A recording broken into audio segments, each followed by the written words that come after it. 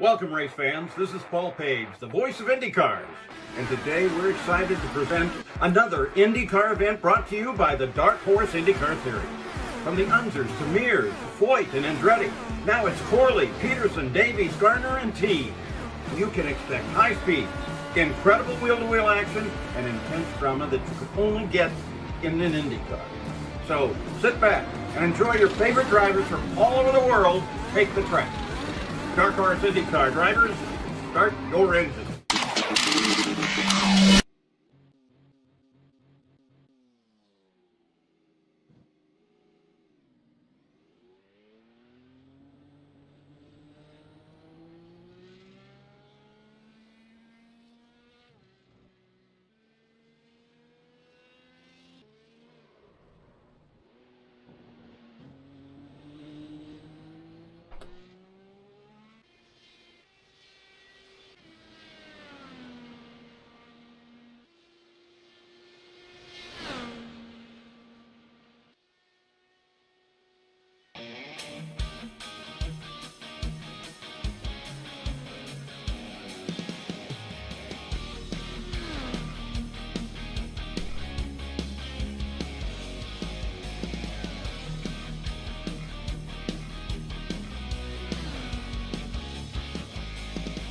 Hello again, everyone. I'm Gary Gotzo, and welcome to the Race First coverage of Round 7 of Season 7 of the Dark Horse DW12 series. Coming today from the world-famous and very old and historic Milwaukee Mile.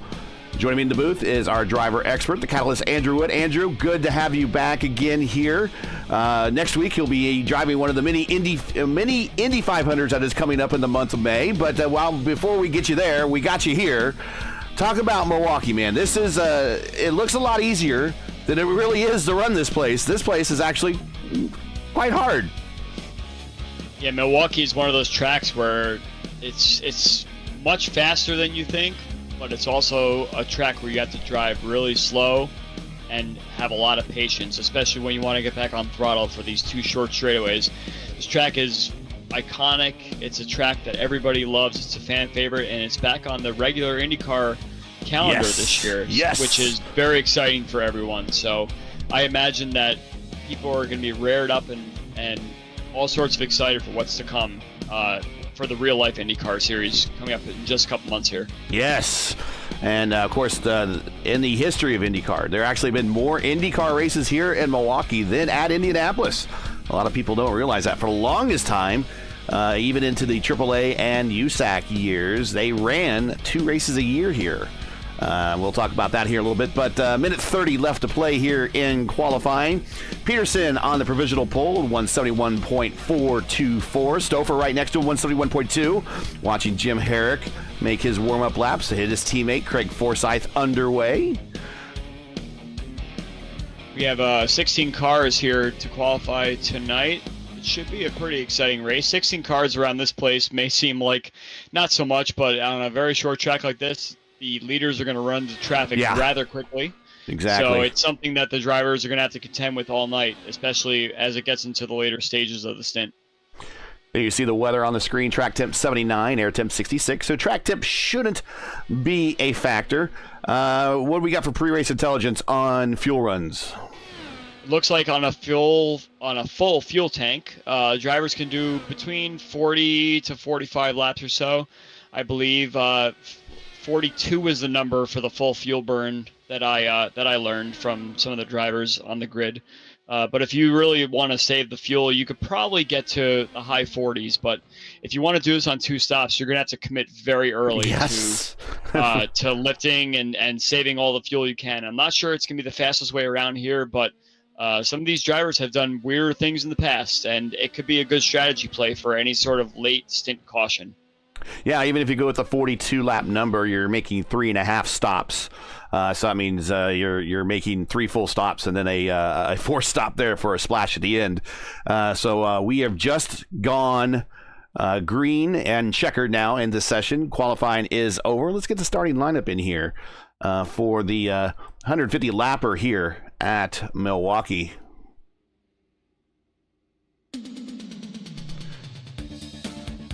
Eric Peterson with the pole, the speed of 171.424. That speed he set pretty early in the session.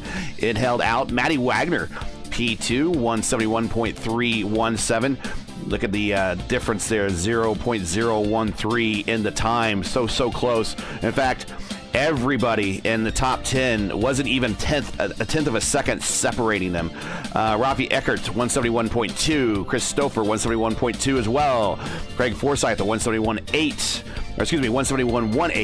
Mark Cohn, last week's winner, 171.128. Jim Herrick at P7 with a 171. Gary Lovern, P8 with a 171 flat. Doug South, we'll talk about a little bit about him in the race as well and his sponsor. He with a 171 flat. Mark Murphy back there in the Race First American, as he called it, 170.9. So he's the first out of the 171 bracket. He is in P10.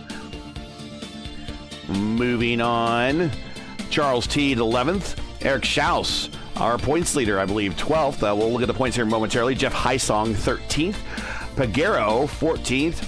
And Casey Pahutsky decided not to turn a speed in qualifying, and he is 15th. And not lined up, lined up, but not on display for a speed is Joseph Morales. He should line up 16th. He did not turn a qualifying time either. Yeah, you said that the top 10 was separated by a tenth. It's actually the top 12 that's separated by just under a tenth. So this is a very competitive field here. Some of these guys in the bottom part of the top 10, or even 12th place Eric Schaus, our points leader, as we mentioned before, he is probably devastated that he cranked a little bit of too much wheel in one corner just to knock out a couple more of those hundredths. Right. And an easier, straighter line could have gotten him 6 spots higher. So unfortunate for that, but I'm sure that some of these guys are going to be wanting to move forward as best they can. A long time. This is a long race, 150 laps, 150 miles, very flat. This is what turn 3 at Pocono is profiled after one of the turns here at Milwaukee. Is that so? I didn't actually know that. Yeah. Turn 1 is Trenton, turn 2 is Indianapolis, and turn 3 is Milwaukee. I think we're at Pocono, Gary. What's that? Milwaukee, we're on a flat track here. There's only 2 corners. Right. But that at Pocono, Pocono's turn 3 is modeled after one of the turns, either end of the turns here at Milwaukee. If I hopefully didn't misunderstand, we're going green. A little bit. And we got Peterson taking the lead down on the bottom early, and so we got Wagner going down to the bottom and protecting the low side. That is the fastest line, and here comes Christopher to follow Wagner on through to third. He's going to go to the high side in P3, turns 3 and 4. And at the completion of the first lap, it is Eric Peterson.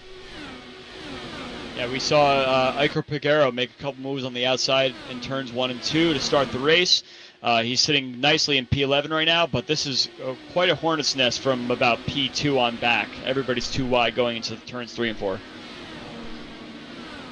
Yeah, what I was trying to say before is that Pocono modeled their turn 3 after the turns here at Milwaukee. That's what I was trying to say. If it wasn't very clear, my mistake. It's been a long day.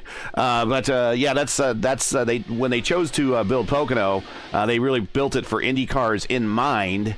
And they chose 3 of the iconic IndyCar tracks at the time, which were Indianapolis, Trenton, and Milwaukee. Yeah, I think you actually described that just fine. I think I was just so focused on what the starting lineup was that I thought we were starting to talk about us driving at Pocono, but we're here in Milwaukee tonight. Heisong just almost became a victim of Iker Pagero going through 1 and 2. Yeah, you got to watch out for the high line and the low line here. Some of these guys are not going to want to burn out their tires so easily racing high, but some of these guys are trying to conserve tires. You can see that some of these drivers in the middle part of the top 10 here are racing a little bit more conservatively. They're trying to save their tire life, racing right up to the curb, but some of these guys are really going for it right here. Back in P9, you see Jim Herrick is really pushing that low line on the inside of Eric Schaus.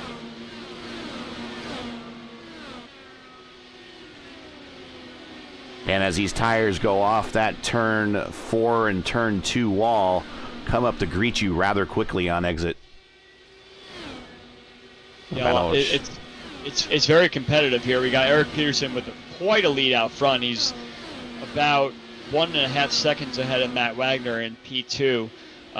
These guys seem to have thinned out a little bit now, so we're not going to see a lot of movement here. Now is about the time where you got to start protecting your fuel and your tires, especially for these guys that want to try and make it on 2 stops.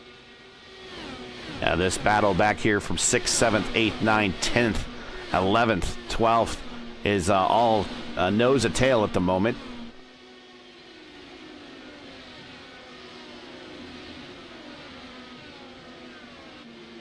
You mentioned Eric Schaus starting towards the back there. He's up 4 spots now, up to P8. So he's made up a couple of spots in this very competitive grid. And I think he might actually be able to pick up a couple more spots as he messes up a little bit there in turn 2. And Herrick on the high Jim side. Herrick is coming for it. And a little bit of a blinking there. Herrick getting the momentum on the high side, but the position goes back to Schaus. Herrick's going to look now low this time in the 1. See some cars going down to that little rumble strip there that separates kind of the pit out road and the racetrack. You can get the car to rotate if you run over that a little bit, but you can't ride on it. One of the things about this track that you have to keep in mind is that it's such a rhythm-based track, so Eric would have gotten a little bit messed up there, going a little bit high, and it might have thrown his rhythm off for at least a lap or so. So once you get that back, you can see he's starting to pull back away now from Jim, and as you see, Murph is right there behind Jim trying to make a move, but yeah, Eric just had a little bit of a bobble. Jim tried to take advantage of it, but unfortunately he couldn't quite do it.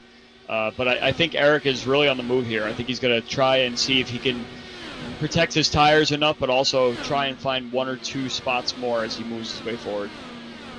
And speaking of Eric, we'll look up front. Eric Peterson is now leader by 2 seconds. As the leader at this track, you want to just try and put as much distance as you can to the car behind. And Eric Peterson is definitely doing what he can to distance himself. He may be trying to burn his tires out a little bit more, but he's banking on no cautions that would equalize the field. And if he can put himself in a spot to get a nice buffer for the first round of pit stops, I think he will find himself victorious no matter when the cars decide to undercut him from the back. And he has the fastest lap so far, a 21.3. And he is about 9 seconds from encountering the end of the lead lap, which will be Eichel Pagero. He is back to 16th. That's how close and fast that they'll encounter lap traffic. You kind of mentioned at the front, 16 is kind of like the perfect number for this place. We've seen back in the days when the kart races would have, often the kart races back in the day would often have more than the normal number of entrants because this was typically the race after the Indy 500, and sometimes those entries that were Indy only entries, if they got enough winnings, they would typically come to Milwaukee then as well. So typically Milwaukee had one of the larger fields in the regular season, and it was mainly because of the one-offs. If they did a good job, they would be rewarded with another race here at Milwaukee. And but I can't imagine 20, 30 cars on this track. You'd be in lap traffic and almost at the drop of the green flag. We're talking about the fact that the real-life IndyCar series is coming here, and we're up to about 25, 26, 27 cars per race there. So yeah. I think we might put that right to the test as time goes on here. But actually, I seem to recall there was some sort of stat that the Indy 500 winner never really performed very well at the Milwaukee race the week after. And I think that had to do with a lot of the press coverage that the drivers went to for the whole week. Instead of preparing for the next race, they were so busy and their minds were kind of elsewhere trying to keep track of their schedule and everything like that. So, yeah, we didn't come right off of an Indy 500 here, but some of these guys may be thinking that there's some guys predisposed and thinking of something else, and they may want to try and capitalize here. I do have that stat, as a matter of fact. The career wins leaders here at Milwaukee in IndyCar history. Roger Ward, that's a name we never talk about at a lot of the tracks we go to, has 7 wins. Couldn't tell you who that is. 3-time Indy 500 winner. But he has 7 wins here over the course of his career. 9 drivers won more than in one sanctioning body. So we had several drivers that won here in USAC and in kart. One of which is Juan Montoya, who won the IndyCar race one week And then the next week, this is 2000, came here for a kart race and won that race in kart. So he won the 2000 Indy 500, and the next week came here in a kart race and won that race. But 10 drivers managed to back up their win at Indianapolis with a win here. And one of which, I believe the last one of which, is Juan Montoya. I actually seem to recall that 2000 race being the time where they talked about that stat, that everybody in the 90s basically won the Indy 500 and then came back to not do so well at the Milwaukee race. But that was also at a time where there was all sorts of split drama and everything like that. Yeah. So, back to this race here, I think Eric Peterson is still holding quite strong at just over a second lead. Matt's closed that down. Yeah, he has. He's chopped it in half. But we have Iker Piguero up ahead about half a straightaway, so we're going to see some lap traffic coming up here shortly for the leaders.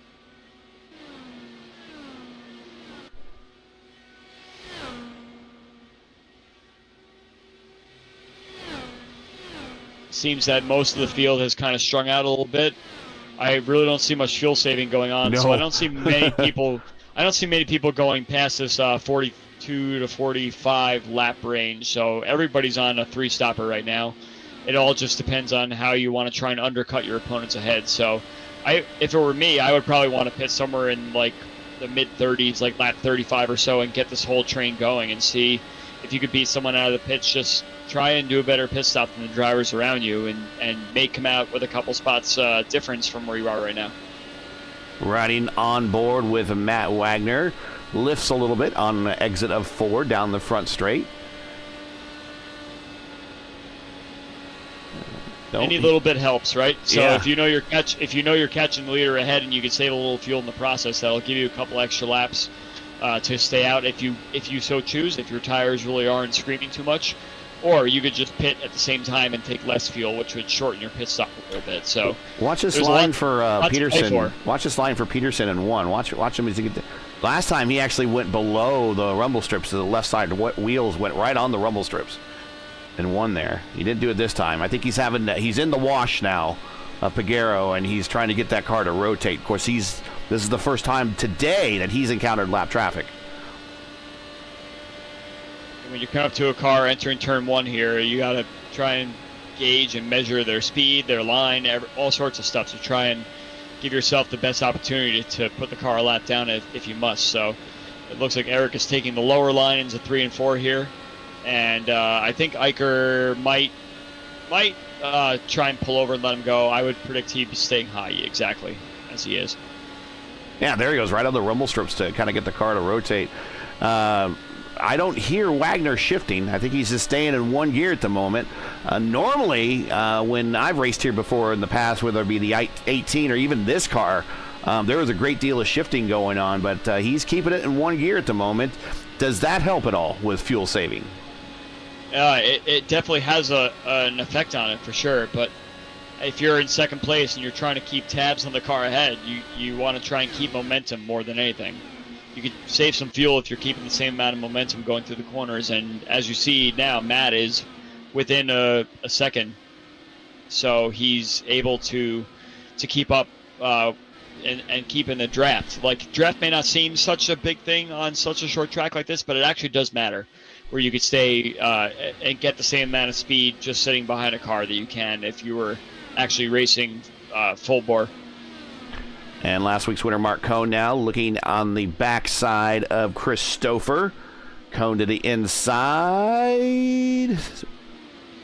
And he should pull that one off. Stouffer's going to be in an odd position with Piguero there.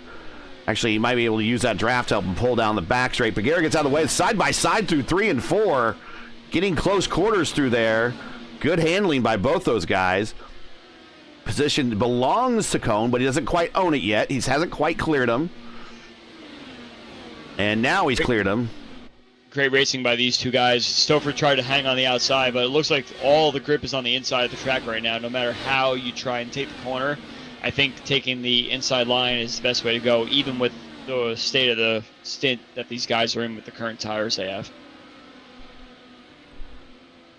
If you enjoy Race First coverage of the Dark Horse DW12 series and respect the stream, please do us a solid. Make sure you support us by subscribing. And while you're at it, don't forget to smash like and click the bell so you don't miss out on future Race First iRacing broadcasts. Big week this week in broadcasts. Not just for Race First, but for me. I will be actually getting to call the qualifications for the ERL and ERN's presentation of their Indy 500 coming up next week. So that should be a fun time. Get to put all this useless Indianapolis Motor Speedway knowledge to work.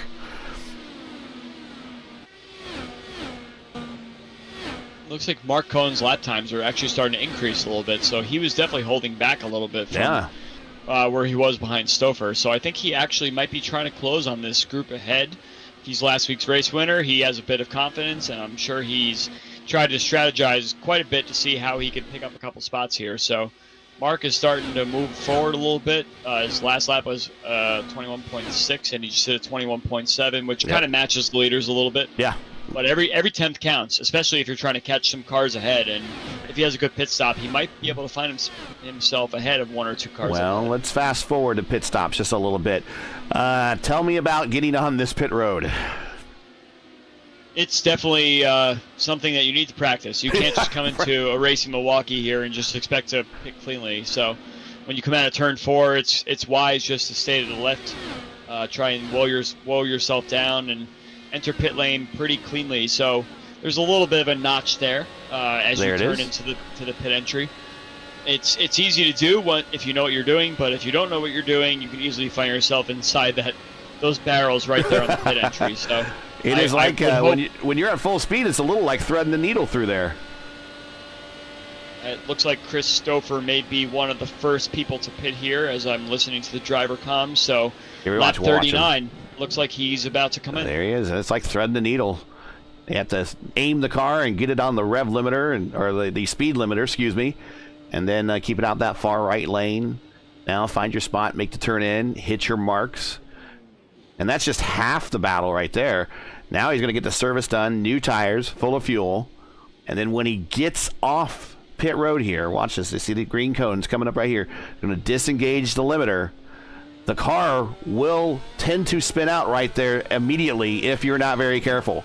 I know a lot of drivers tend to do an immediate shift to second gear to kind of alleviate that. It does slow down your pit out time, but it is a safer way off. But how many times have you raced here, Andrew, and you've seen in these pit stop exchanges where someone coming off a pit road lights it up because they come off that limiter and they have too much pedal into their car already? There's one right there with Jim Herrick right in the tire wall. Yep. Yeah, I was just gonna say that drivers like Eric Peterson that we were watching before that was taking that curb in the middle 1 and 2. Once these cars start pitting, you find yourself in a situation where you have to actually keep track of the cars that are leaving pit lane, because if you try and take that curb and there's someone on the access road, you're now impeding and or running someone over. So Peterson pit road. It's definitely one of those things where you have to kind of be mindful of what everyone around you is doing, which is not easy to do. Peterson was on the button very early. If you notice on some of the shots right before he went into pit road, his attenuator light was already blinking, so that means he was on the button. Either that or it was all caution, and there was no caution on the racetrack, so he was on the button. But he made a very slow and calculated pit stop, whereas Forsyth is going to beat him off pit road. Maybe not. We'll see how this one works out.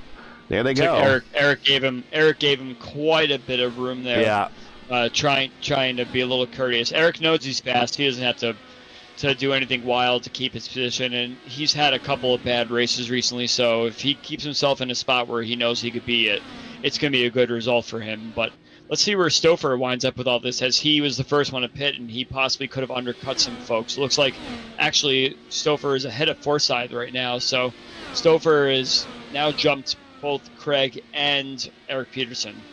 So as these cars continue to pit, we'll have to watch Stouffer and see if he picks up any more spots. We got some more on pit road. Mark Murphy on pit road. Eric Schaus on pit road. Charles Teed on pit road. So we're watching Stouffer. Stouffer's going to on pit road. He's encountering all of these cars that just stopped. Rafi Eckart's the only one who has not stopped, and he is right there in front of Stouffer. So Eckert did stop. He stopped at lap 45. So Eckert, by virtue of a very nice stop, is now out in front of Stouffer. This whole entire top of the field has completely shifted. We have Eric Peterson now sitting in P7 from the lead, so he didn't have a good pit stop, or he might have stayed out too long for some of the drivers that pit early and undercut him. So we now have Rafi sitting in P1. Yeah, I think Eric took a very calculated and safe, conservative entry in the pit road and everything, because he was on the butt. Ooh, I thought Eckert was going to hit the wall there. He was on the button well before getting to the line. Of course, he was using that to help slow him down, and you could clearly see behind him Forsyth kind of closing that gap. And, of course, now look where Forsyth is and look where Peterson is. So I think he took a conservative run on pit road, which there's nothing wrong with doing that. That means that, you're not going to make the mistake of speeding on pit road, while some of these other people that do the last-minute braking at the cone might happen to get that speeding penalty and cost them, whereas something more conservative is a lot safer, of course, but it's going to cost you some time. It's just the approach you want to take, I guess. Maybe next time he takes it a little bit faster. But after resetting, Eckert is your leader. Stouffer is P2. His teammate Forsyth is P3. Matt Wagner started in the front row. He is P4. Mark Cohn is up one spot from where he started to the P5.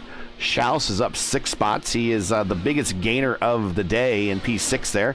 Peterson started from the pole, led the entire first stint, up P7. Mark Murphy, P8. Lovern, all by himself there in 9th. And Teed, kind of all by himself in 10th. That is your top 10 at the moment. Not much has changed in the last couple minutes here. It seems that people are kind of filing right into their respective spots. Eric Schaus picked up another couple spots, so now he is your biggest mover from P12 to P6, up 6 spots. So nice pit stop rotation for him, and he's finding himself kind of hanging with this pack from P2 or so to P6. So if he could save the fuel in the tires and have an even better run on the second stop, he actually might find himself in a good spot. Let's take a look at the points situation as they go into today. Eric Schaus is your leader. Matt Wagner, P2. Christopher, P3. Jari Brubacher, who's not in the starting lineup, is P4. Craig Forsyth is P5. Craig probably will not pass Jari, but he will definitely cut into his lead or the deficit that he has the Jari. It's 197 to 169. Santos, Teed, Peterson, Pahutsky, and Swinson are your top 10. Definitely a disappointing race for Schaus last week, and he dropped a little bit, but he still finds himself sitting in the points lead right now, and despite a pretty poor qualifying from him today, he's finding himself racing right with the leaders within a few seconds. So I imagine if he keeps it up, he'll find himself with a good finish. Stouffer has the purple lap set at 21.3. That's the purple number 2 next to his name on the tree to the left.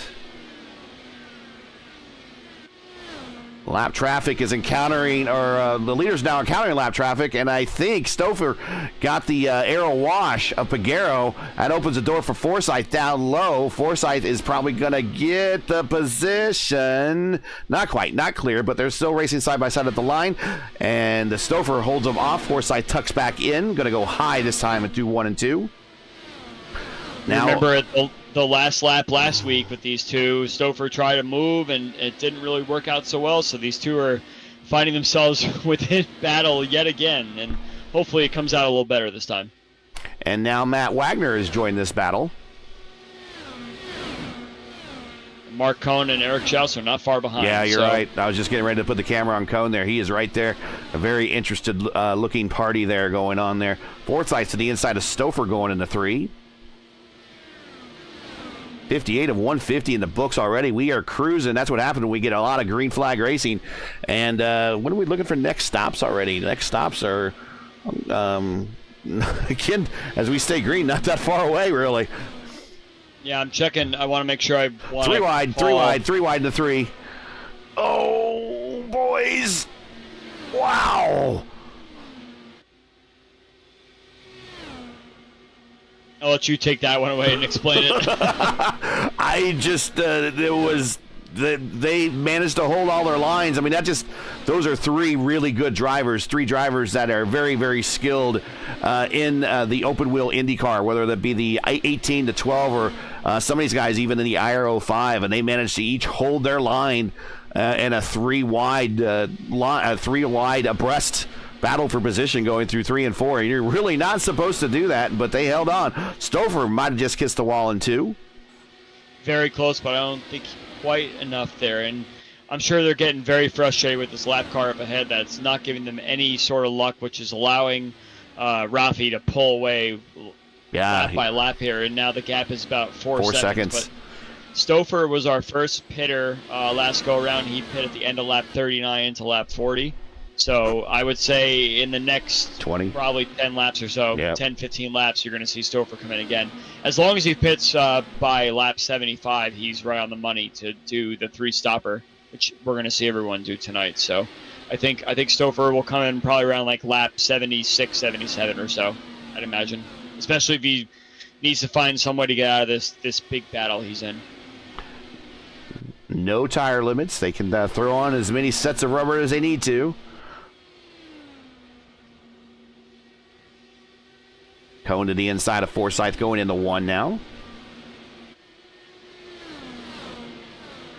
And Craig is one of those guys who will just hang in there, and he has the ability to save tires and fight off anyone he so chooses. So he can turn up the wick when he wants.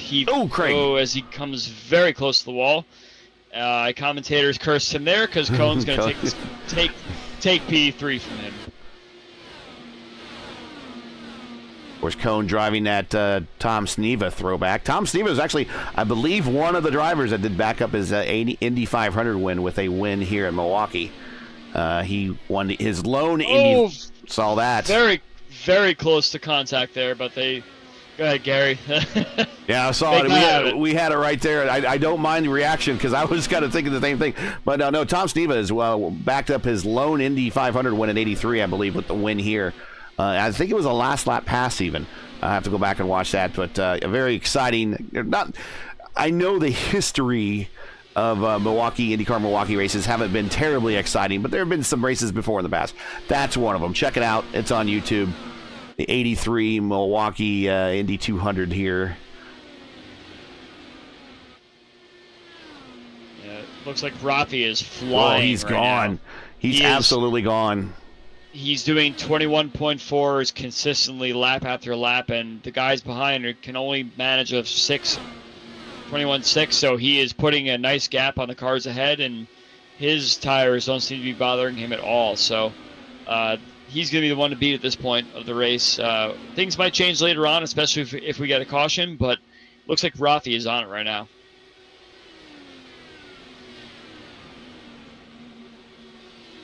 And Casey Pahutski in that is an old throwback for Ryan Hunter-Ray right there.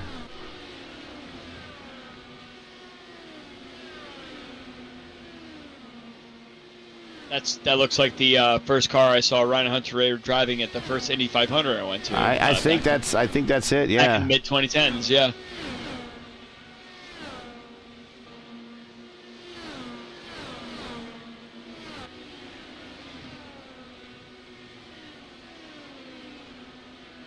Looks like Joseph Morales, maybe the next car to go one lap down to the leader here.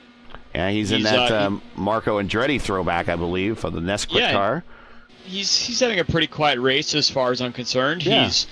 He's moved up a few spots where he can from his starting position and kind of hanging in there, staying out of trouble, and staying on the lead lap, which at any point that could be very helpful if he gets all that track position back.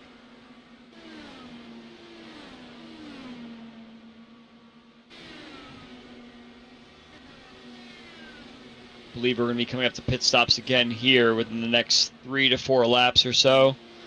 Look for Chris Stouffer to be the first one to come down pit road if he decides to keep on his 39 or so lap strategy. It'll be probably end of lap 78.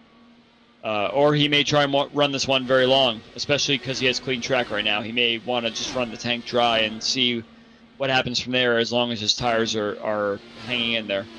Real quick, let's give a shout out to Doug South. His sponsor is the Open Medicine Foundation, which is an organization that leads the largest worldwide nonprofit effort to diagnose, treat, and prevent chronic complex diseases.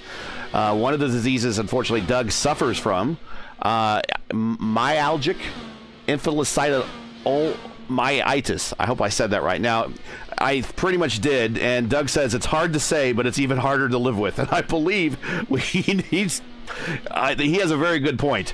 But he has had this condition, and it does make sometimes sim racing for him very hard, and he is out there giving it a shot on the outside of the top 10 in that OMF-sponsored car of his. And it's good to see him in the lineup. He is a native Hoosier just like me, but he is relocated down to Australia. So he is dialed in from a long way away today. Great to have someone on the grid from the other side of the world, especially competing in such a competitive series as this one. It probably gives him a lot of pause to see exactly all these very competitive drivers and passionate people around him to try and strive towards something. So great on Doug.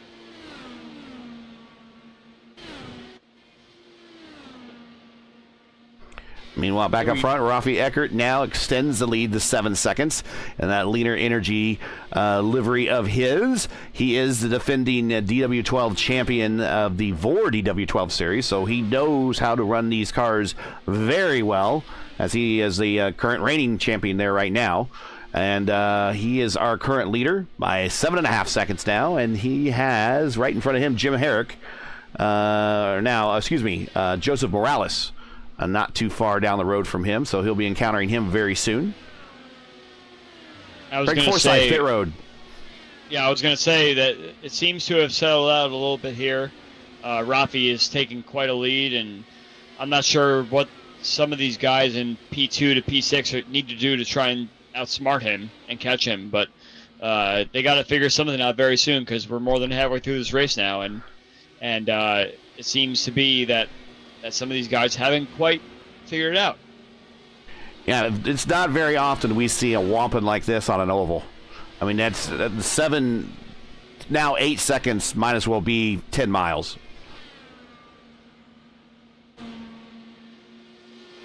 Looks like a nice clean run through the pit lane for Craig Forsyth there. Cone, Murphy, pit road. Yeah, so it looks like these guys have kind of gone just about halfway with 2 stops, so we're going to expect one more stop here. So, yeah, some of these guys want to undercut a little bit. I imagine that's why they're pitting earlier than they need to. Murph. Not sure what's going on with Murph on pit road. That seems a little off kilter.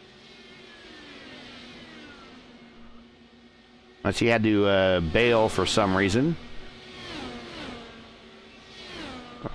Go back to Rafi, is leader by 9 seconds now. Matt Wagner up to P2. There's Matt on the front straight with Schaus. They're all by themselves. This is a battle for second. Watching the replay with Murphy there, I don't quite know what happened because he kind of paused right where he had stayed there, and now he seems to have towed Peter's into his box. And our pole sitter is out. He is disconnected. Yeah, everything seems to be happening here right now. Yeah. Gary, it looks like quite a bit, just kind of shooting the breeze here. So I'm going to take a look back at Peterson and see if I can catch anything, or if he just had some sort of emergency that he had to run off to as well. Looks like he might have had a disconnection a couple laps ago, which is so unfortunate for someone who is running quite well there.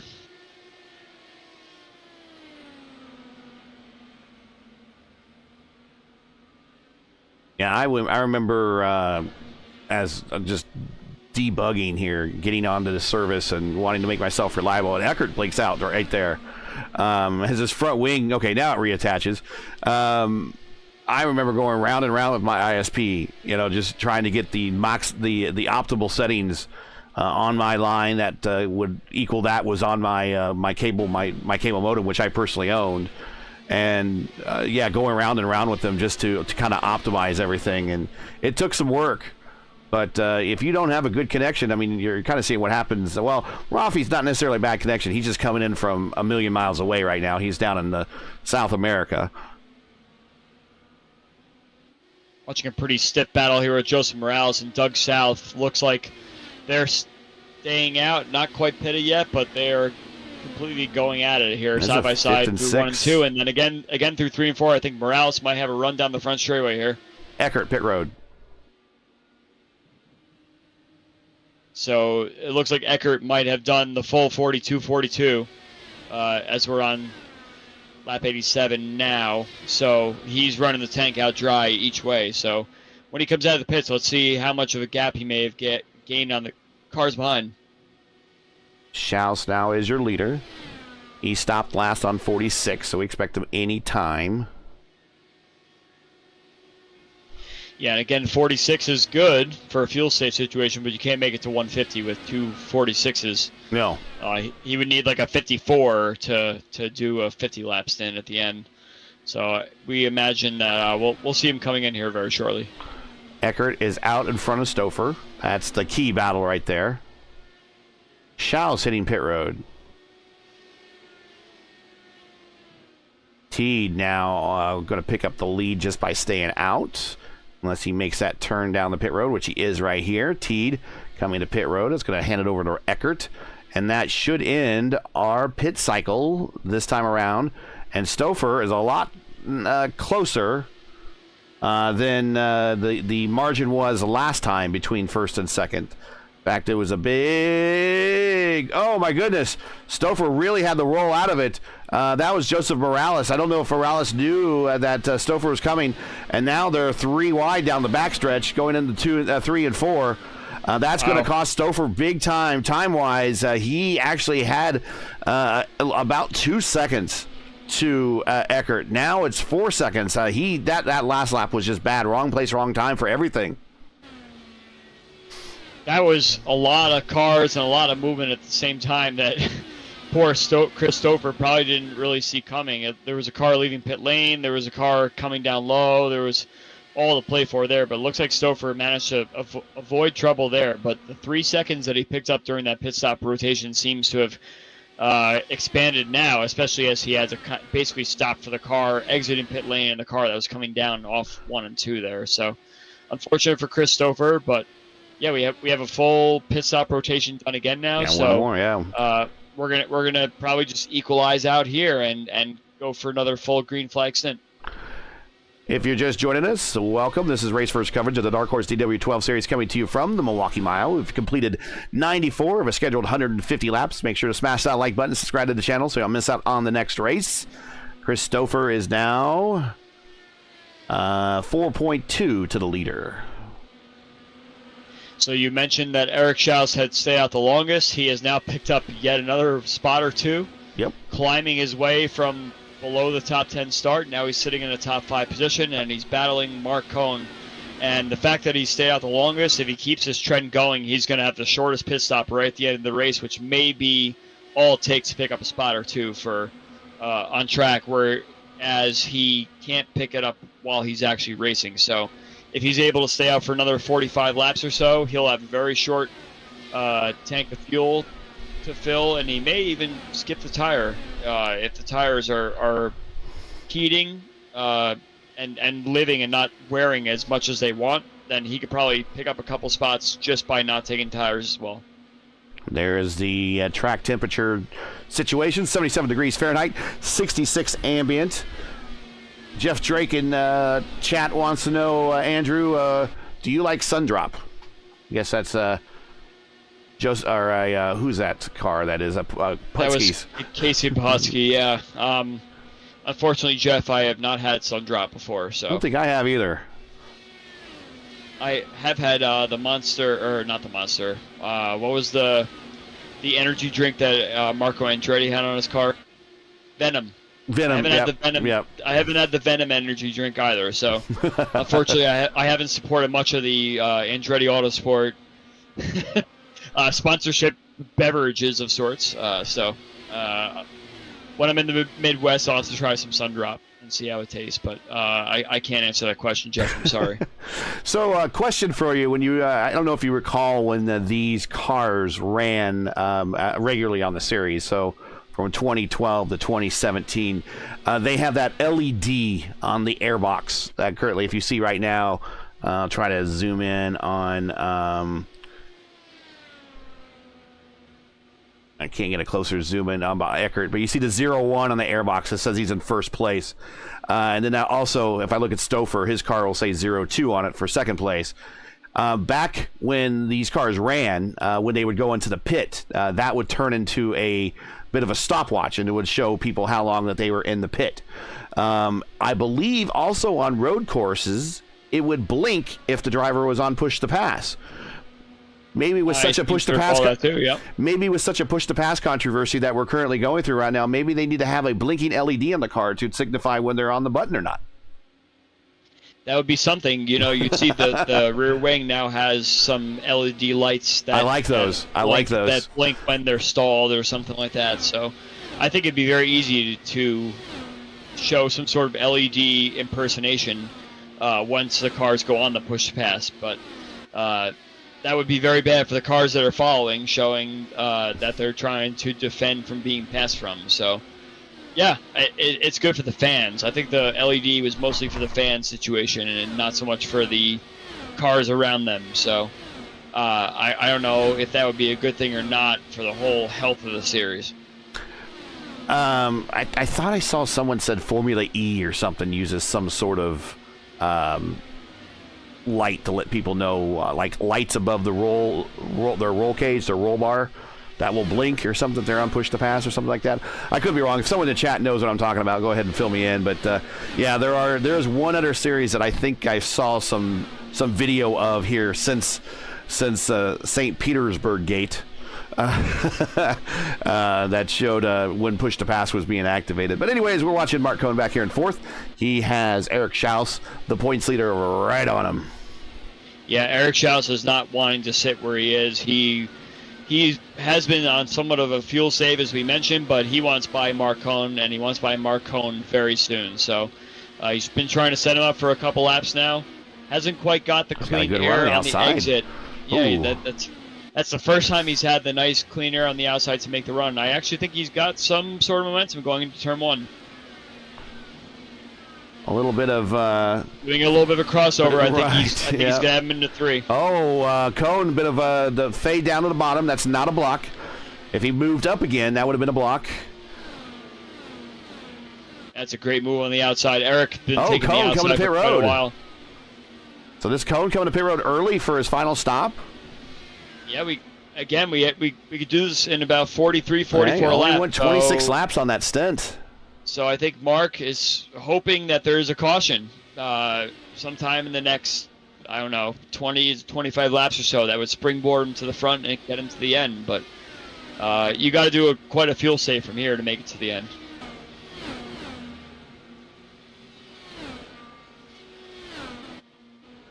Eckert, the leader by now 6 seconds. He does have lap traffic in front of him in the form of Charles Teed. Teed actually is in 7th spot. He's had some pace, so really shouldn't be holding back. We got Figueroa's high in turn 4. I think he saved it. Yeah, he did. I was watching Mark Cohn come out of the pits there as I watched Eicher go high, and yeah, he pitted on end of 107, which actually might be just close enough if he saves just a teaspoon of fuel at a time is all you need. Just kind of do a little bit of a lift and coast into turn 3, a little bit of lift and coast into turn 1. Do that for half a stint. Find a car to partner up with, and. And I think we got Jim Herrick says 4D Racewear checking in chat. He says the undercut is powerful. And while you're there, Jim, I should mention that tonight's race coverage helped brought to you by 4D Racewear. Check out their line of made-for-sim racing gloves, shoes, and apparel. Visit them today at 4dracewear.com or click on the link in today's stream description. It's 4D Racewear, proud sponsor of Raceverse, the Tuesday night IndyCar Oval Series broadcast that we do, the IIS broadcast, which have been fantastic. We've been getting a lot of eyeballs on that, and of course their continued long-term support of the Dark Horse DW12 series. Looks like Joseph Morales just did his last pit stop. He's come out on track now. He's about 2 laps. I believe he's 2 laps down. Yeah. Yep. So maybe some fresh tires will help him pick up a couple spots if he's able to do some faster laps and figure it out. Peterson's back. Yeah, we got Peterson as well. Peterson's back on track again. Unfortunately, he's 3 laps down. Might have had some sort of difficulty there in the pit lane. Forsyth pit road. Mark Murphy, same thing. He's 2 laps down after that bizarre random incident he had on pit road as well.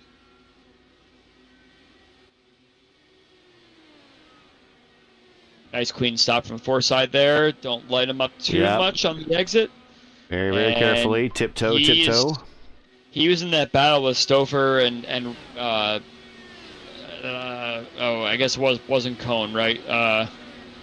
Yeah, it looks like Cohn had pitted. So it was really just Stouffer he was battling with. But, Forsyth's come out in some traffic now, so hopefully he can quickly dispose of Mark Murphy up ahead of him to get some time back and not be held up too much and see if he can maybe pick up a couple seconds on Rafi.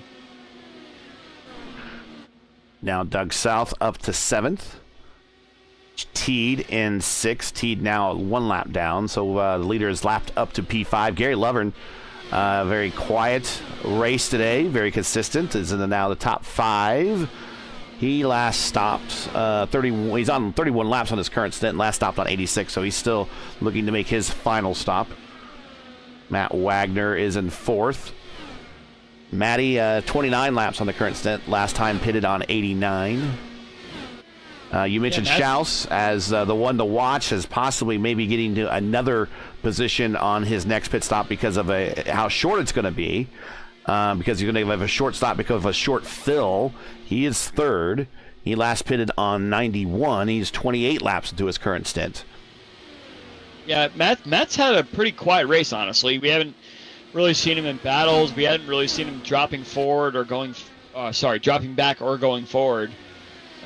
So he's kind of, I'm not really sure what strategy he's on. He might be on a similar Eric Schaus strategy of saving some fuel and staying out of trouble and maybe having a good last stop here.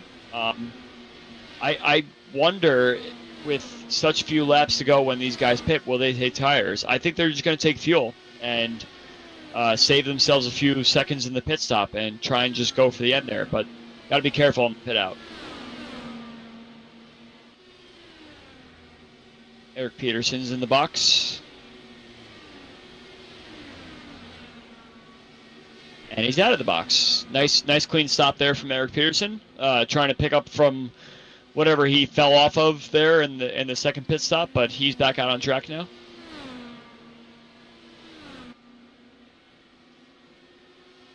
And we got Chris Stouffer down pit road now.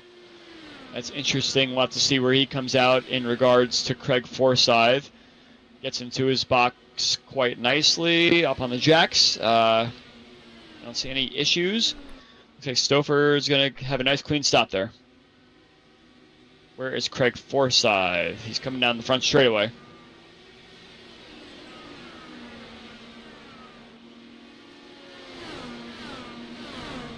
I think Forsyth's going to get him. Yep, Forsyth's got him right down the back straightaway there, so put Craig Forsyth back up into the net P2 spot. And Rafi, we're just going to sit here and wait for him, I suppose. He is blinking, but still our leader. By 10 seconds now over Schaus. Yeah, Schaus has got nice clean track now, so no more fuel save, just go for it. He's done a couple of laps in the 5s and 6s.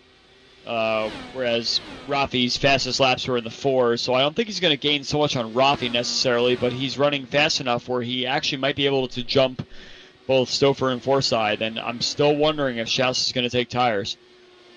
If he's running as hard as he is now, he may want to consider it, but if he wants to try and jump a couple more spots and keep his championship lead, I think he's going to probably not take tires. The general rule, at least for me, is if you have to get more than 5 seconds worth of fuel, it's worth it to change tires. Tires can be changed in that time. Go ahead. Stouffer and Murphy very close off turn 2 there. Side by side down the back straightaway. Stouffer pushed up the track just a little bit, but Murph saw him coming and gave him just enough room he needed. But if Murph kept his line, that was contact right there. So Stouffer's on the move. He's fresh out of the pits. Looks like he wants to keep going. Wagner coming off of pit road. That's his final stop. I see Eric Schaus is running 6s and 5s. He's pushing the envelope. He's going much faster than he was when he was sitting behind Mark Cohn. Yep. For obvious reasons, he's now in clean air and he's finding the optimal line. But someone like Eric Schaus is thinking right now, I got to keep this championship lead. And starting deep in the field as he was, he needs to find some sort of advantage to do what he can. So he's coming close to his pit stop right now. I'm pretty sure within the next 5 or 6 laps, you're going to see him down pit road, and then you're really going to see how the rest of this race will shape out. Last lap, 166.9 versus Eckert's 166.8. I think we only got Schaus and Eckert left to pit from here. Everybody else is 1 lap down. So if a caution were to come out right now, it'll just be Eckert and Schaus on the lead lap, and the rest of the guys trapped a lap down. So these guys have done quite a good job and trying to keep their positions here. But yeah, within less than 5 laps, we're going to see both Eckert and Schaus on pit road. Lovren makes his last stop, coming out in 9th.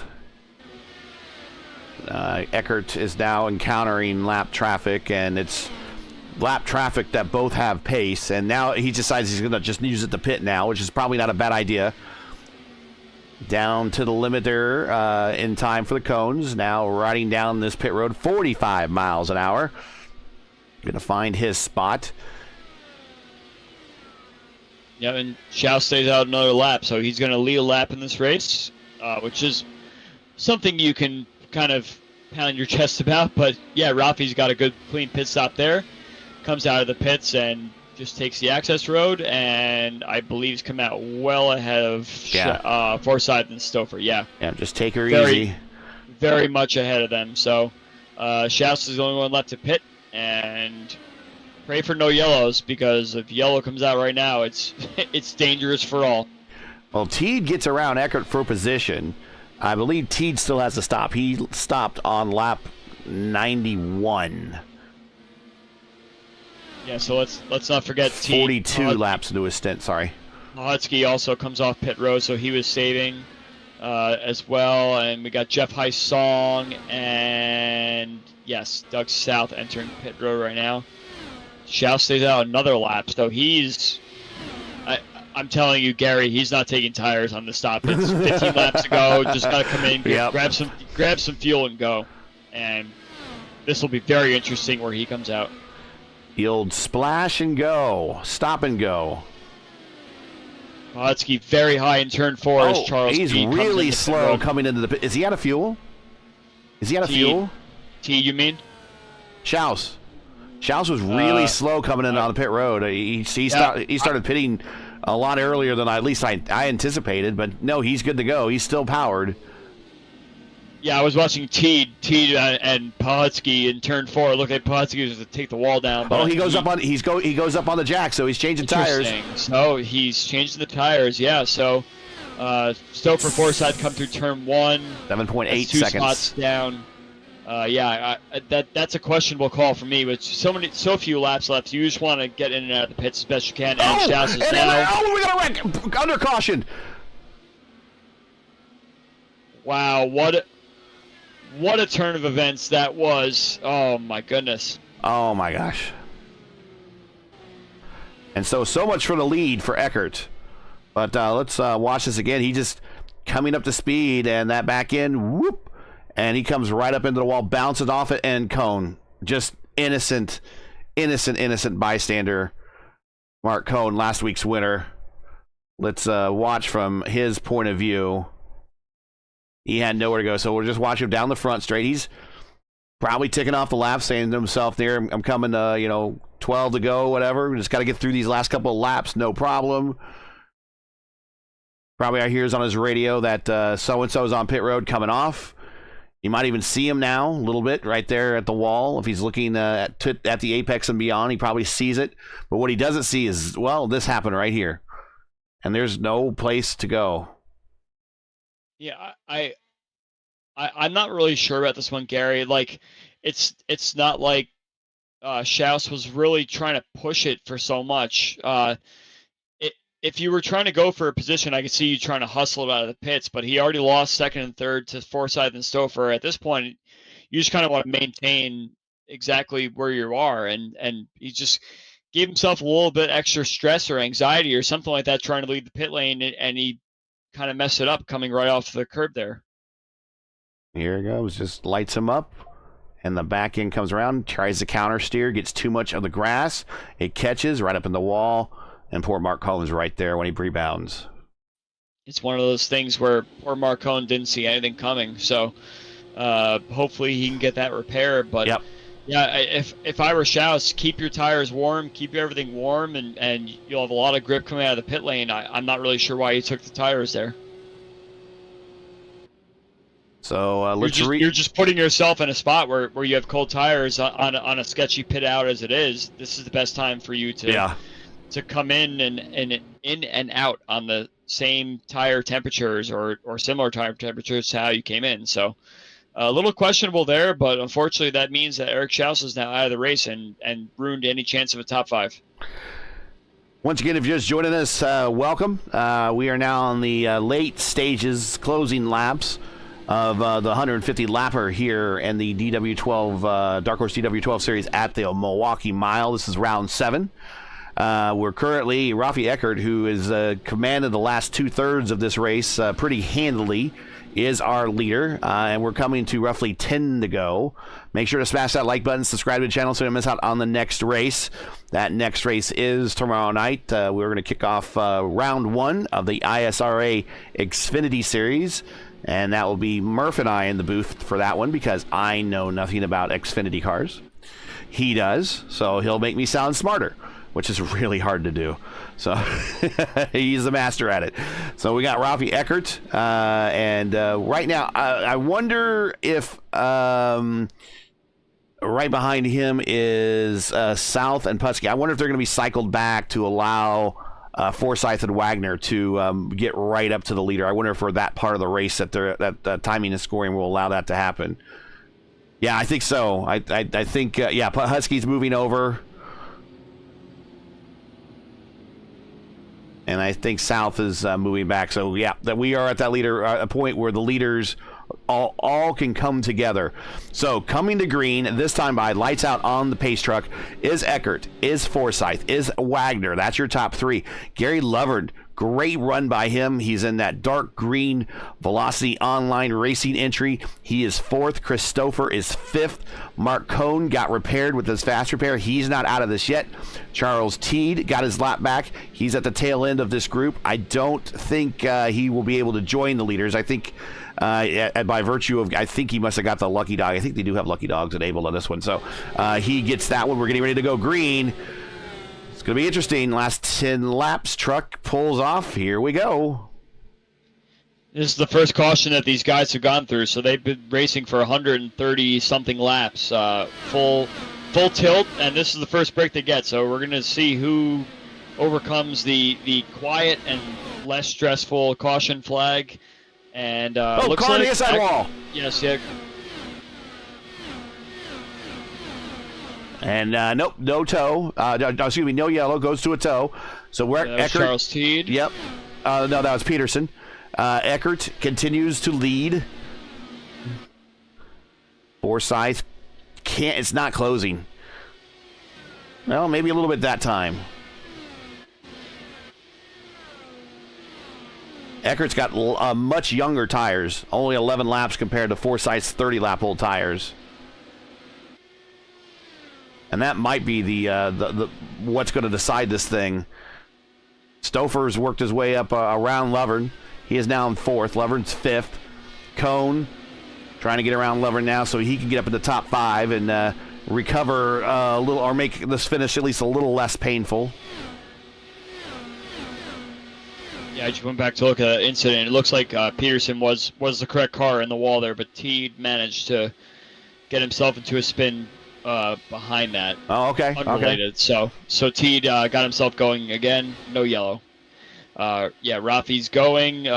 Craig Forsyth is trying to keep up as best he can, Yeah. but it looks like the big loser in that one is Stouffer. He's now lost the podium to Matt Wagner.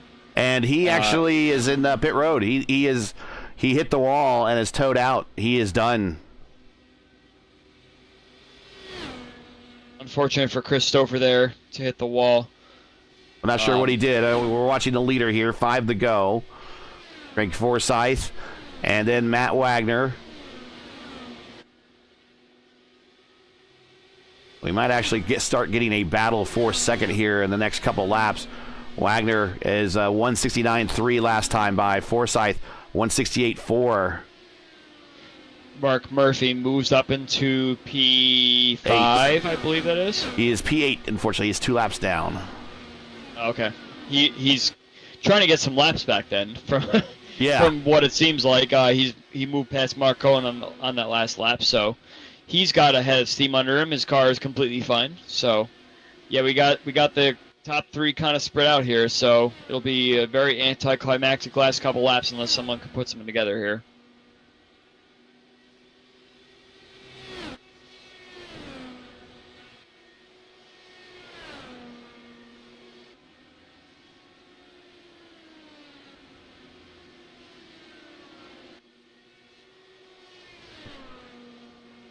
Final lap through 1 and 2. He blinks, doesn't drop. Down the backstretch for the last time into 3 and 4. He can cruise home now. Rafi Eckert, the champion of the VOR DW12 series, gets a win here in the Dark Horse DW12 series.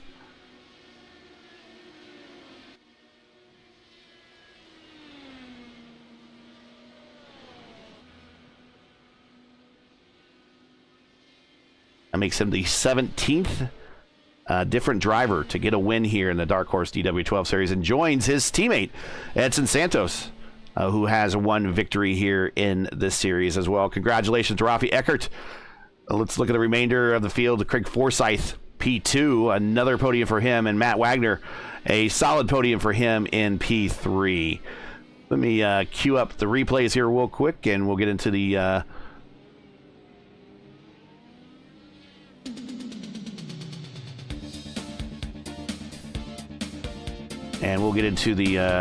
final standings and interviews.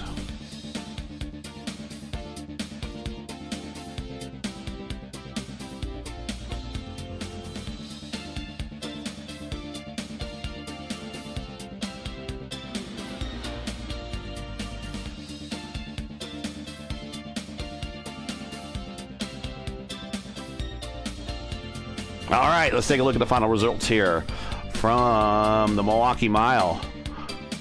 Your winner, Rafi Eckert, led 100 laps and then improved 2 spots, gets the win. P2 for Craig Forsyth, among the leaders all day, just never really was able to get to the lead point. Matt Wagner, same way, didn't lead a lap, but was among the leaders all day, finishes 3rd. That is your podium. Lover, great finish for him in 4th. Cone had a little bit of misfortune, caught up in as an innocent bystander in the incident with Schaus, but he had the fast repair, managed to keep going and finished 5th. Teed 6th. Morales 7th. Good finish for him, up 9 spots. Mark Murphy 8th. Doug South finishes 9th. A top 10 finish for him. Great job. Schaus, the big loser here. Your points leader is 10th. Heisong 11th. Pagero 12th. Stouffer 13th. Not a day that he would like to remember. Bahutsky at 14th. Peterson 15th. After starting from the pole. Started off good. Led the first, pretty much the entire first stint. But then after that, really didn't see from him again. But that does feel good to do some race domination as he did at the front. So maybe he can roll that into a good performance for next week when we go to Kentucky. Jim Herrick rounds out the 16-car field in 16th.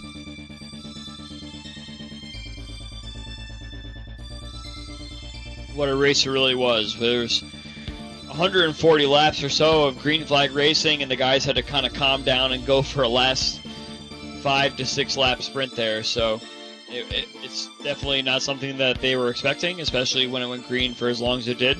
Everybody kind of minded their P's and Q's and kept themselves rolling. But yeah, sometimes these things happen where you have to reset yourself, especially for someone like Rafi that had that big lead and then had to manage to find a way to keep ahead of the guys up ahead of him. So Yeah, what a race this was. A lot of action from the top to the bottom.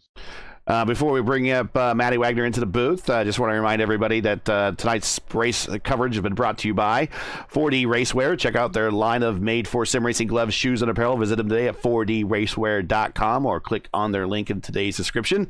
And their car finished second. We'll talk to Craig Forsyth momentarily. We'll get Matty Wagner in here if we can find him. Oh, he's already in the waiting room. Attaboy. Matt Wagner here in the booth with Gary and the Catalyst, Andrew Wood. So tell us about your race, really. I mean, this is one of those races that there weren't a lot of cars. There's 16 cars, probably the perfect number for this size track. You weren't really always encountering lap traffic, although there seemed to be a fair share of it in the second half of the race. You didn't lead any laps. You pretty much held on to your position, maintained where your spot on the grid and where you finished. Limiting mistakes to no innocent spin outs, not smacking the wall, not doing any speeding on pit road. Just a nice safe run for P3 that's going to pay off well because your chief point rival didn't have a great day. That's a normal my kind of race. I like to run kind of clean, you know? Yeah. Hello. That's me for like the first 3 weeks, and I don't want to talk about the rest of them. But the first set of pit stops really set me back a bunch. When I saw the Ralphie Eckert, pretty much, I was watching his line, and he had a very interesting line. And I was sitting there watching it, and I was like, okay, let me try and duplicate that. And it kind of worked for a while until I got to traffic, and it really slowed me down. So the first pit stop, I lost 3 spots. Very poor entry, very poor exit, just, yeah. And I made up for the second one and took the track position. I know some of the guys were in the chat with me, say we're going to pit a little bit early. It paid off for them. It paid off for Craig because I was going to do the exact same thing, but I probably should have pitted. I was hoping Shouts would tow me along because it was a really hard and dirty air to do nice fast laps. Yeah, Matt, it looked like you had kind of one of your more quiet races that I've seen quite some time in any series you're in, but enough that you mentioned that your first pit stop was kind of a bad one. I didn't really see it that way. It seemed like you were always kind of quietly up towards the front and doing what you could to pick up any spots you could. So my question is, did you take into account any sort of fuel saving in this race? Was it easy to kind of do that, or did you always find that you had to sort of have someone tow you along, like you were mentioning with Eric Schaus there? No, I was fuel saving the first, taking care of my tires the first run. I just saw, Eric walk away from me because I wasn't pushing the car that hard. There's no reason to. And so manage the tires, manage a little bit of fuel. We had a little pit strategy coming in. It really didn't work out because, that caution just threw a wrench. So the tire saving planned out because I was reeling Eric back in, and he was, as soon as I got to him, it was just like, oh man, it's so bad. I probably should have been more aggressive and tried to overtake him. I kind of regret that. The clean air is probably way more important here. Do you think that a no tire stop at the end may have been more beneficial for someone in your case as we got towards the end of the race? I would be risking of spinning off, coming off the pit road exit. Like, I don't know who spun off to come up the exit. I guess someone tried the no tire strat coming out of pit road. I'm not in favor of spinning coming off of pit road and losing time in the process. And I really think taking tires was the way to go. Well, just for your reference, Eric actually did take tires. Yeah, we saw him go on the jacks. Okay. So he didn't do the no tire stop, which actually that's why I asked the question, because I think the warmer tires, even though they were warm, so they'd be able to have a little bit more grip on the bottom line. So I was kind of shocked that he actually took the tires there, which is why I asked the question. Would it be worth it to go for the risky strategy of not going tires there? Yeah. So yeah, as you said, tire heat was a big factor. The wear wasn't was not really all that there here tonight. It was just more downforce, as you would say. That when the tires came off, they were pretty hot. So it's during that caution, I elected to stay out and let the tires cool off, and it worked out great for us. We managed P3, and please call EMTs to pit road. Hopefully Christopher's all right and doesn't have a direct drive wheel, because that was wow. Yeah, I saw that in my mirror. Well, we didn't see it on the broadcast at all. I didn't get a chance to replay it, but we did see the damage done. It looks like a pretty wicked hit. So before I give it to Mike for shout outs and anything like that, let's let you know that you have cut in the Schauss's lead. You are now only behind by 8. Points are out now. Schauss has 290 points to your 282. And you have yourself a 36-point buffer back to Stouffer in third. So a little bit of wiggle room that you have, and you're currently right on top of the leader going into Kentucky, which I'm sure is going to be a good track for you. But shout-outs, friends, family, sponsors, go ahead. It's yours for getting on the podium. The mic's all yours, man. Already. Shout out to Marcone and the Murph and Jeff Highsong, all in my chat. You guys are awesome. Always as usual. Good friends. Good guys. Shout out to TWR, all the boys, my teammates, and you guys for the great broadcast. Like I said, Andrew Wood, I like your insights. Gary Gatto, just being Gary Gatto. It's just all Andrew Wood. That's what makes the broadcast good. No, it doesn't. You're such a liar. I know I'm scraping for content always. Gary, I know your schedule is really cooked. So I'm looking forward to tomorrow night too. So guys, take it easy and have a good night. We'll see you next week and maybe tomorrow as well. Congrats, man. Thank you, Matt. Yep. See ya. And we'll bring up Craig Forsyth now. Hey, Craig, another week, another podium. Congratulations, P2. We kind of looked at the age of your tires versus Rafi's there at the end, and we're not sure that this is really going to be a exciting finish to the end. It was a little exciting for you kind of holding off Wagner there for second, but that last sprint, you really didn't have much for Rafi, did you? No, we had nothing for him. I mean, our tires were twice as old as his. Yeah. But I couldn't be sure if I went in how many of the guys, like if I had 4 guys stay out. Yeah. There was no way I was going to be able to get through 4 guys in 10 laps. So I figured it was position protection. Mm-hmm. And I mean, Chris was coming, but I think even had he gotten by Matt before he cannonballed into the pit lane there, even if he had gotten by Matt, I don't think he could have caught me with the 4 laps left. I think it was, the new tires are good, but track position and the limited number of laps left are better.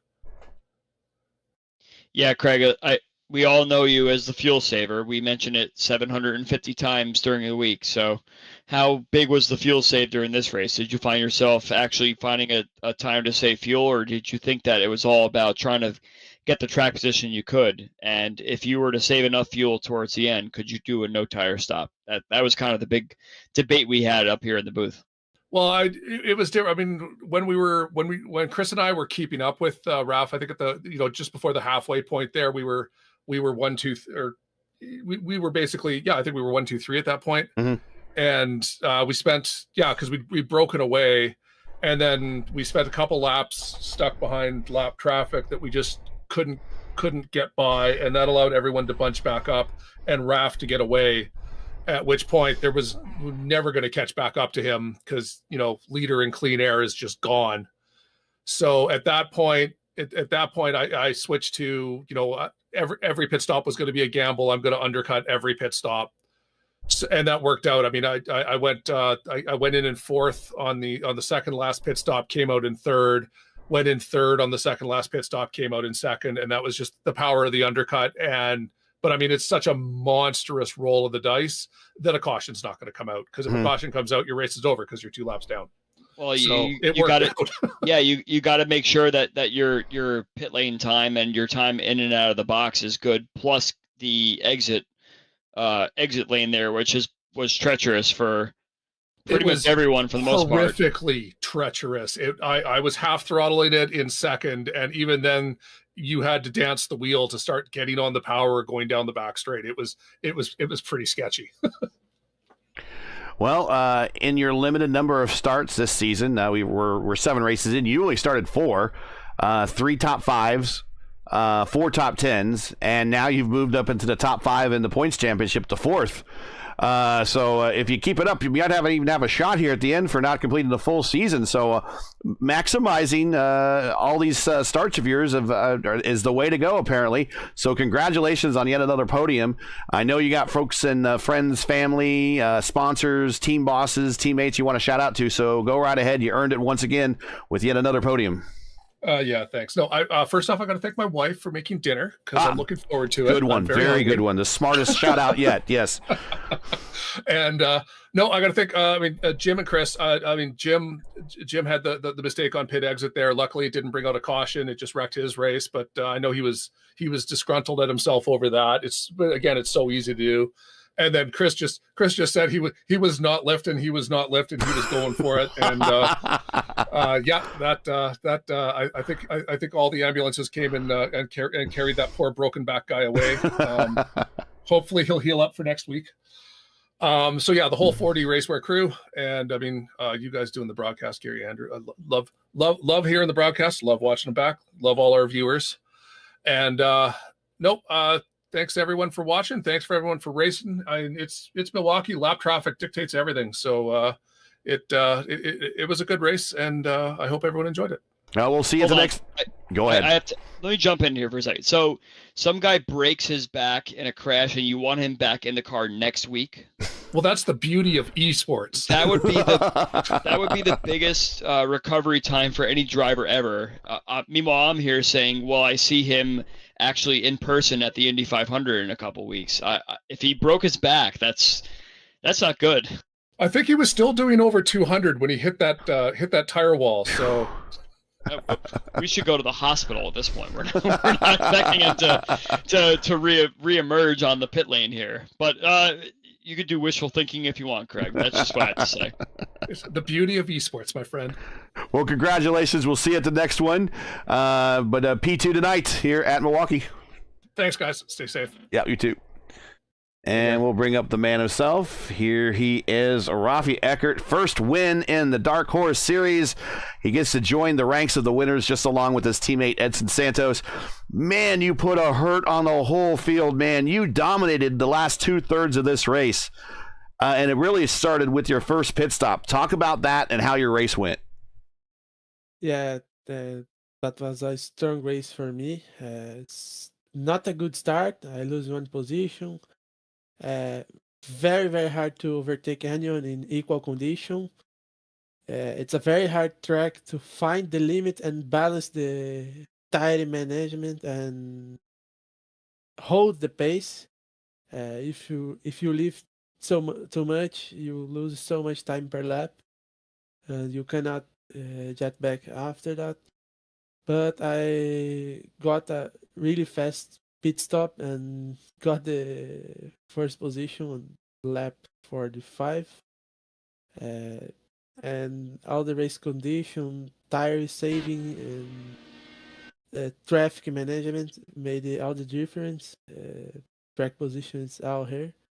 Even with the yellow flag, I stay on the first position today. Yeah, Rafi, did you feel that when you were out in the lead, it was just easier to run consistent lines and take the most optimal line in order to get the best time per lap, because you were pushing sometimes 2-3 tenths faster than everybody else, and somehow you managed to figure out a line that was much better than everyone else. Did you feel like you had a little bit of extra secrets that no one else was able to discover? Today I got on my best skill that are tire saving. That don't feel like I'm pushing, but running fast every time. Sometimes I slow down a bit to don't get so close with traffic. Very very risky movies, but happy with that result. Uh, my new steering will make a huge difference today. Oh yeah, new steering wheel. What do you have? Yeah, thank you for Camus in Racing for that sponsorship. Thank you for our linear energy partnerships that linear energy, Dr. Norberto, Sigma Crowdfunding, and Jata Construções. Now keep focused and get on track next week to got another win. What wheel did you get? Is a Moza, Fanatec, GSI? What'd you get? It's a Camus C5. Okay. All right, that sounds pretty cool. Well, it's the cheaper direct drive in the market. If anyone want to buy one, you can talk with me here on Discord. I can send you a coupon code. oh, there you go. Well, if anyone's looking for a new wheel, talk to today's winner. Congratulations, man. Let's see. You haven't had a very many starts in the series, but let's see. You have. You are in the top 10 and the points with the win. So you, if you can make any more races, can you definitely move up into the standings. So, but congratulations on the win. Like I said, dominating win today. We haven't seen a win that dominant on an oval in a long time. At least it's been that way for me. So congratulations. Anybody else you want to say hi to, shout out to, other than Leader Energy and your friends and family? Because you had a ton of people in chat cheering for you. Yeah, thank you. Okay. Thanks for being with us, Rafi, and we will see you hopefully at the next race. Take care, Rafi. Sometimes I know the language barrier sometimes makes these interviews a little tough, and I know that they do their best. I always wish that we had a ready reserve Brazilian speaking person to put in the booth and say, "Okay, now translate." But yeah, I know I can imagine though in any language, the man's probably pretty happy. Yeah, he drove quite a race there, pulling away from the rest of the pack many times. So he found a secret around Milwaukee that someone like me might even want to try and follow him a little bit and see what kind of lines he takes. Right now, it's the ancient Brazilian secret is the line around here right now, and he, like I said, he just really whomped everybody, led 100 laps. We can only hope that Joseph Newgarden or someone in real life series is watching this race so they can pick up how to drive this track later on this year. For sure. So once more with the points situation, Schaus, despite the bad finish, is still the leader at 290. Wagner 282. Stouffer, despite his incident, and it sounded like we missed a whopper of an accident there, 246, Forsyth's 212. Jari Brubacher not making the lineup, lost a spot, but he's still in the top 5, 197. Teed, Peterson, Santos, Eckert. So Santos and Eckert, the teammates are right together. Pahutsky make up your top 10. Next week, you will be racing at, I believe you said Indianapolis, right? So in the EIS? Yes, that's correct. Okay. And I believe that both Forsyth and Stouffer will be racing in that as well. So some non-starts from them coming next week as well. Yeah, well, good luck to you. We'll have Ryan with us here in the booth. But, man, thanks for being with us in the booth, and thanks for making me sound smart and look good. You do an awesome effort each and every time you're here in the booth with me, so thanks a lot. Yes, of course. Let's get on out of here.